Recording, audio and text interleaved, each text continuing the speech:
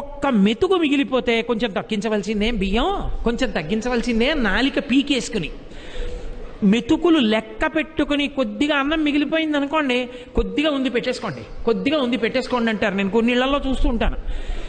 అది అక్కర్లేకపోయినా సరే ఆయన కూడా ఏం చేస్తాడంటే ఇలా గిన్నె చూసి పోన్లే పెట్టేయి, ఎందుకు వదిలేయడం అంటాడు.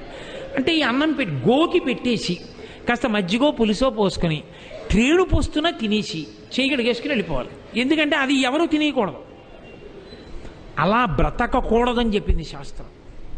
నీ ఇంట ఎప్పుడు నువ్వు తిన్నా నీ అన్న పాత్రలో కొంత అన్నం మిగిలిపోవాలి. ఏమో ఎవరికి తెలుసు పరమేశ్వరుడు ఏ రూపంలో నీ గుమ్మం ముందుకొచ్చి నిలబడతాడో ఎవరికి తెలుసు. ఆ వచ్చినప్పుడు నువ్వు ఆ పట్టెడన్నం తీసి పెట్టగలిగితే చాలు, తరిస్తావు.